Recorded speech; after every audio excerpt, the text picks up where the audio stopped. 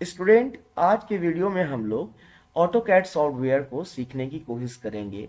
AutoCAD software mechanical engineer और civil engineer के द्वारा यूज़ किया जाता है इंजीनियरिंग ड्राइंग बनाने के लिए। इंजीनियरिंग ड्राइंग जहां पुराने समय में शीट्स पे बनाई जाती थी, वहीं आज के टाइम में हम लोग ऑटोकैड की मदद से कंप्यूटर पे अपने ड्राइंग्स तैयार कर सकते हैं। ऑटोकैड जहां इन ड्राइंग्स को आसानी से एडिट करने का फैसिलिटी प्रोवाइड करता है। हम लोग अपने ड्राइंग्स में आसानी से जो भी चेंजेस चाहे वो चेंजेस कर सकते हैं। साथ ही साथ ये 2D और 3D फीचर्स भी प्रोवाइड करता है, जिससे हम लोग अपने ड्राइंग्स को जो भी हमने मशीन ड्राइंग बनाई है उसे बहुत आसानी से एनालाइज कर सकते हैं। ओके, तो ये वर्जन जिसपे मैं ऑटोकैड आपको सिखाऊंगा, ये वर्जन है ऑटोकैड 2024। और ऑटोकैड 2024 वर्जन जो है मुझे ऑटोडेस्क सॉफ्टवेयर बनाने वाली कंपनी है ऑटोडेस्क, इसकी वेबसाइट पे मिला। और ये वर्जन जो है ये एक स्टूडेंट वर्जन है, जो कि स्टूडेंट्स के लिए 1 साल के लिए फ्री है। अगर आप इस वर्जन को यूज़ करना चाहते हैं तो आप ऑटोडेस्क की वेबसाइट पे जाएं, वहाँ पे स्टूडेंट रजिस्ट्रेशन का ऑप्शन आता है। स्टूडेंट रजिस्ट्रेशन करने के बाद जब आप अपना कॉलेज आईडी उस पर अपलोड करेंगे तो आपको वहीं से इसका सेटअप भी मिल जाएगा, जिससे आप इस सॉफ्टवेयर को इंस्टॉल कर सकते हैं। और साथ ही साथ इसे 1 साल के लिए आपको फ्री प्रोवाइड करवाया जाएगा। ओके, ऑटोकैड सॉफ्टवेयर के लिए जो आपका कंप्यूटर में जो कॉन्फ़िगरेशन होना चाहिए उसमें 8 GB रैम नेसेसरी है। साथ ही साथ ये i5 प्रोसेसर पे बहुत अच्छे से वर्क करता है। ओके, ये दो मिनिमम रिक्वायरमेंट है। सबसे पहले i5 प्रोसेसर होना चाहिए और साथ ही साथ मिनिमम 8 GB रैम होना चाहिए। अगर ये दोनों आपके लैपटॉप या डेस्कटॉप में है तो आप इस सॉफ्टवेयर को बहुत अच्छे से रन करा सकते हैं अपने पीसी पे। ओके, तो ये जैसे ही ओपन करेंगे आप ऑटोकैड 2024 को, तो आपको ये इंटरफेस दिखेगा। ओके, इस इंटरफेस पे आप वर्क नहीं कर सकते। वर्क करने के लिए हमें ये प्लस वाला जो ऑप्शन है इस पे क्लिक करना पड़ेगा। इस इंटरफेस पे हम लोग सिर्फ अपने प्रीवियस ड्राइंग्स जो है उनको देखने के लिए यहाँ पे रिसेंट्स का ऑप्शन है।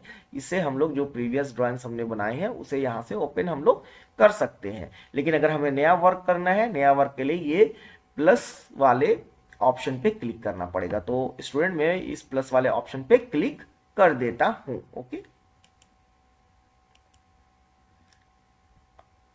ये देखिए, जैसे ही मैंने प्लस वाले ऑप्शन पे क्लिक किया, मुझे अब पूरी तरह से ऑटोकैड का इंटरफेस दिख पा रहा है। ओके, इस इंटरफेस में जो ये ऊपर वाला हिस्सा आपको दिख रहा है, ये स्टूडेंट ऊपर वाला हिस्सा को हम लोग टाइटल बार कहते हैं। ओके, ये टाइटल बार में जैसे अगर मैं क्लिक करूं यहाँ पे तो देखिए ये सारे कुछ ऑप्शंस हमें दिख रहे हैं। New, open, save, import, export, publish, print, है ना, और क्लोज, ये चीजें दिख रही है हमें। साथ ही साथ यहाँ पे एक आपको ड्रॉप डाउन मेन्यू दिखेगा। ड्रॉप डाउन मेन्यू में भी कुछ ऑप्शंस हमें दिख रहे हैं, जिसमें दो ऑप्शंस बहुत ज़्यादा इम्पोर्टेंट है। एक है हमारा शो मेन्यू बार और दूसरा है वर्क स्पेस, है ना। तो ये दोनों ऑप्शंस जो है हमें ये ड्रॉप डाउन मेन्यू से देखने को मिलते हैं। शो मेन्यू बार को अगर मैं क्लिक करता हूं तो मुझे कुछ और फर्दर मेन्यू देखने को मिलते हैं, ऑप्शंस देखने को मिलते हैं, लेकिन इसकी हमें ज़रूरत बेसिकली नहीं पड़ती, क्योंकि यहाँ पे जो भी ऑप्शंस दिए हुए हैं वो हमें यहाँ पे रिबन में भी देखने को मिलते हैं। तो इसको जनरली हाइड करके ही रखा जाता है, तो इसे मैं हाइड कर देता हूँ। ओके, अब आप ये वाला जो हिस्सा देख पा रहे हैं, ये होम, इंसर्ट, एनोट, है ना, parametric view, manage output, add in, collaborate, express tool and featured app, इसे कहते हैं होम पैनल। ओके, ये वाला हिस्सा कहलाता है होम पैनल। ओके, और उसके नीचे जो आप देख पा रहे होंगे, ये ड्रॉ है, मॉडिफाई है, एनोटेशन है, लेयर है, ब्लॉक है, प्रॉपर्टीज है, ये वाला हिस्सा कहलाता है रिबन। ओके, ये हिस्सा कहलाता है रिबन। और ये वाला जो हिस्सा आप देख पा रहे हैं जिसमें ग्राफ ग्राफ जैसा आपको दिख पा रहा होगा, ये हमारा है वर्क स्पेस एरिया, इसे हम लोग कहते हैं वर्क स्पेस। ओके, अब आपको मैं यहाँ पे ये दिखाना चाहूंगा, ये जैसे कि ये वर्क स्पेस जहाँ से शुरू होती है, ये वाला जो हिस्सा आपको एक्स वाई जो दिख रहा है, इसे कहते हैं user coordinate system, UCS. Okay, और इसका ये वाला जो पॉइंट है, ये है हमारा ओरिजिन। जैसा कि आप लोग जानते हैं, एक्स वाई जो है वो जहाँ से शुरू, जहाँ पे जाके मिलता है, क्रॉस इंटरसेक्ट करता है, वो पॉइंट कहलाता है ओरिजिन। ओके, ये वाला जो आप देख पा रहे हैं, ये है डायरेक्शंस, है ना, डायरेक्शंस या नेविगेशन पैनल। ओके, सॉरी, ये डायरेक्शंस है, नेविगेशन पैनल हमारा ये है, इसे कहते हैं नेविगेशन पैनल। नेविगेशन पैनल्स की ज़्यादातर ज़रूरत नहीं पड़ती, यहाँ पे pan, zoom in, zoom out ये सब करने के ऑप्शंस हैं, लेकिन ये माउस से भी हो जाता है, तो इसकी हमें ज़रूरत नहीं पड़ती है। ओके, उसके बाद ये वाला जो हिस्सा है, यहाँ पे आप देख पा रहे हैं, ये इसे कहते हैं कमांड बार। हम लोग कुछ भी चीज़, कुछ भी सेंटेंस, वर्ड टाइप करके हम लोग अपने सॉफ्टवेयर को कमांड दे सकते हैं यहाँ से। ओके, इसकी भी ज़रूरत बहुत कम पड़ती है, क्योंकि यहाँ पे सारे कमांड्स यहाँ पे अवेलेबल है, जो कि हम लोग माउस से क्लिक करके कमांड हम लोग यहीं से दे सकते हैं, तो इसकी भी ज़रूरत बहुत कम पड़ती है, कभी कभार इसकी ज़रूरत पड़ती है। ओके, उसके अलावा ये जो आपको नीचे में जो चीज़ें दिख रही है, इसे कहते हैं टॉगल की। ओके, इसे बॉटम बार भी कहते हैं, और ये सारे टॉगल्स की हैं। ये जो बॉटम बार में जितने भी कीज दिख रहे हैं, ये टॉगल कीज दिख रहे हैं। जैसे कि आपको यहाँ पे जो भी ऑप्शंस पे ब्लू टिक है, ये सारे टॉगल्स की ऑन है। ओके, और जिसपे ये ब्लू सिंबल नहीं, ब्लू कलर नहीं दिख रहा है, वो सारे ऑफ हैं। जैसे ये वाला देखिए, ये जैसे मैंने ये दबा दिया, ग्रिड है ना, ग्रिड जो है वो क्या हो गया, हमारा ऑफ हो गया। फिर मैं अगर ग्रिड क्लिक करूंगा तो ग्रिड ऑन हो जाएगा। ओके, उसके बाद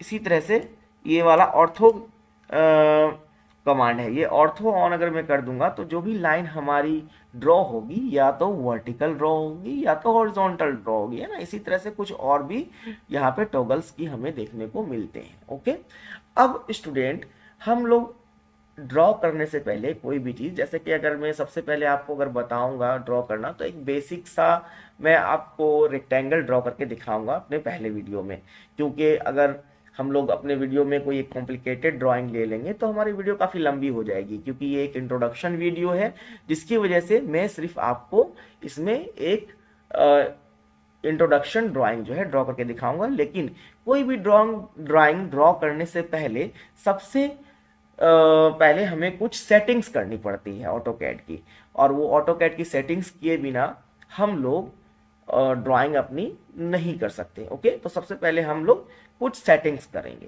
तो उसमें सबसे पहले सेटिंग्स क्या होती है, सबसे पहले हम लोग सेटिंग में जाएंगे, यहाँ ऑप्शंस पे जाएंगे, और हम लोग ये जो देखिए, ये जो हमारा ये जो प्लस का साइन है ना, ये जो प्लस का साइन दिख रहा है, ये हमारा क्रॉस हेयर है ना, क्रॉस हेयर है, इसकी हम लोग सबसे पहले सेटिंग करेंगे। तो हम लोग ऑप्शन में जाएंगे यहाँ।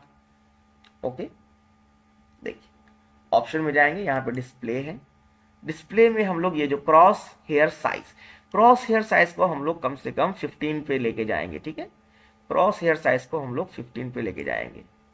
इसको अगर यहाँ से भी हम लोग इसको घटा बढ़ा सकते हैं, और यहाँ पे जाके टाइप भी कर सकते हैं हम लोग। ठीक है, तो क्रॉस हेयर को हम लोग 15 कर देते हैं, अप्लाई हो गया। ओके, उसके बाद हम लोग इसमें थोड़ा और आगे बढ़ते हैं।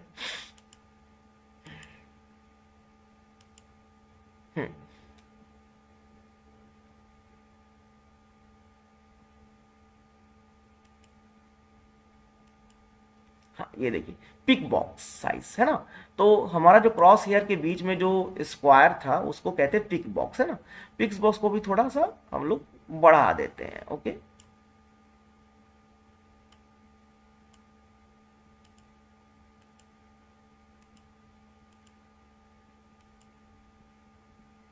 उसके बाद जो सबसे इंपॉर्टेंट है वो है डायमेंशन सेट करना। ओके, हम लोग जो भी ड्राइंग बनाएंगे उसके लिए डायमेंशंस क्या होंगे, तो डायमेंशंस के लिए ये देखिए यहाँ पे जो सोर्स कंटेंट यूनिट ये इंच है ना, इंच को हम लोग क्या करेंगे, क्योंकि मैं अभी बेसिक ड्राइंग बनाने जा रहा हूँ, इंच अगर सिविल इंजीनियर्स होते हैं तो वो इंच में डायमेंशंस रखते हैं, और अगर मैकेनिकल इंजीनियर्स होते हैं तो उनकी ड्राइंग्स जो है वो एमएम में तैयार होती है, ठीक है। तो बेसिक ड्राइंग्स के लिए एमएम ही लेना सही होता है। तो मैं जो है जैसे अगर हम लोग सीख रहे हैं अगर शुरुआती स्टेज में सीख रहे हैं तो हम लोग एमएम ही यूज़ करेंगे, क्योंकि अभी हमें एक सिर्फ रेक्टेंगल बनाना है। तो ये जो है मेरा स्केल हो गया, स्केल डायमेंशंस जो है मेरा एमएम में आएगा, ओके, मिलीमीटर। अब मैं इसे अप्लाई कर दूंगा, ओके। ये देखिए ये मेरे क्रॉस हेयर की साइज बढ़ गई, टिक बॉक्स की साइज बढ़ गई, टिक बॉक्स जो बीच में है, ओके।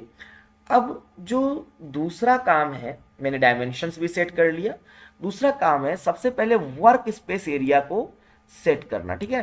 देखिए सबसे पहले मैं यहाँ पे लाइन कमांड में एक बार जाता हूँ और आपको दिखाता हूँ कि ये जो मेरा वर्क स्पेस एरिया ये कितना है। देखिए ये यहाँ पे 60 के आसपास दिख रहा है, और क्योंकि मैंने एमएम में सेट किया है तो ये 60 एमएम है ना। तो और अगर मैं इधर से देखूँ तो इधर से ये कितना है, इधर से, एक मिनट रुक जाइए,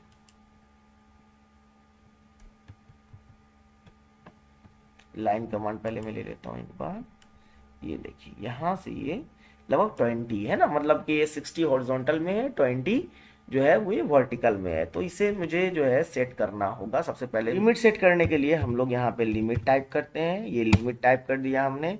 यहाँ पे एक्स एक्सिस और वाई एक्सिस की लिमिट सेट करनी है अगर हमें मान लेते हैं, तो मैं इसकी लिमिट सेट करने के लिए जो है 10, 10 inter, zoom and all, okay. और इस तरह से जो है इसकी लिमिट मैंने सेट कर दी है, ओके। इसके अलावा अब ये टॉगल कीज आप देख पा रहे हैं, इस टॉगल की में जो सबसे पहला टॉगल की है ये ऑर्थो मोड है। ऑर्थो मोड ऑन कर लेते हैं। ग्रिड डिस्प्ले जो है इसे ऑफ या ऑन दोनों ही किया जा सकता है, लेकिन ग्रिड में ऑन रखूंगा जिसकी वजह से मुझे ग्राफ को समझने में आसानी होती है। सबसे पहले मैं आपको लाइन कमांड का यूज सिखाऊंगा। देखिए ये लाइन कमांड मैंने ले लिया यहाँ से, और मैं एक रेक्टेंगल आपको ड्रॉ करके दिखाऊंगा। देखिए अब ये जो, क्योंकि एक्स वाई एक्सिस है, ये यहाँ पे ग्राफ है, मैं यहाँ से अगर अपने ड्राइंग को स्टार्ट करूँ, मैं यहाँ से इस डायरेक्शन में जाना चाहता हूँ। अब क्योंकि मैंने ऑर्थो मोड ऑन रखा है, ऑर्थो मोड ऑन रखने के कारण, और यहाँ पे मैंने लाइन कमांड ले रखा है, और ऑर्थो मोड ऑन रखने के कारण ये जो मेरी लाइन है ये सिर्फ स्ट्रेट आगे जाएगी, या तो हॉरिजॉन्टल या तो वर्टिकल, ओके। अब यहाँ से मैं 10 इंटर कर दूंगा, ओके। तो ये देखिए ये मुझे जो है और स्केप कर दिया, तो मुझे 10 mm की लाइन मिल गई, क्योंकि डायमेंशन जो मैंने चुना था वो 10 mm चुना था, ओके। ये एक्चुअल आपको बड़ी दिख रही होगी, ये एक्चुअली छोटी है, ये मैं जूम करके रखा है इसलिए आपको बड़ी दिख रही होगी, ओके। यहाँ से हम लोग इसको अपने ड्राइंग को थोड़ा नीचे कर सकते हैं, ओके। हाँ, उसके बाद अब मैं फिर से देखिए यहाँ पे अगर लाइन कमांड मैं चुन लूँ तो यहाँ पे मैं इसका एंड, अपनी लाइन का जो एंड है ये यहाँ से जा करके मैं ये फिर से ऊपर की तरफ है ना, ऊपर की तरफ मैं 5 जाऊँगा और फिर से मैं इंटर करूँगा, ओके। जिसकी वजह से हमें यहाँ पे इसका रेक्टेंगल का हमें ब्रेथ मिल गया, ओके। फिर से मैं लाइन कमांड चुनता हूँ, और लाइन कमांड चुन के फिर से मैं यहाँ क्लिक कर देता हूँ। क्लिक करने के बाद यहाँ पे इस साइड में लेफ्ट साइड जा रहा हूँ, और मैं फिर से 10 क्लिक करूँगा, इंटर, ओके।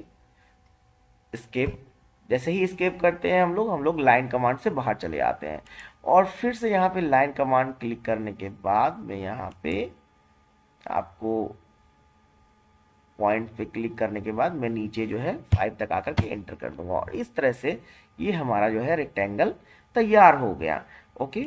अब देखिए यहाँ पे अगर मैंने ये स्नैप ऑन करके रखा होता तो जैसे ही मैं अगर लाइन कमांड चुनता हूँ तो यहाँ पे ये जो है ये मुझे सेंटर भी बताता, ठीक है, क्योंकि स्नैप मैंने ऑफ कर रखा था, इसीलिए देखिए यहाँ पे सारे पॉइंट्स के जो है ये सेंटर्स बताता है, ठीक है ना, जिससे हम लोग जो है अपने एंड को, लाइन के एंड को या फिर लाइन के स्टार्ट को जो है लोकेट कर सकते हैं बहुत ही आसानी से। ओके, देखिए, तो इस तरह से स्टूडेंट हम लोगों ने रेक्टेंगल ड्रॉ कर लिया।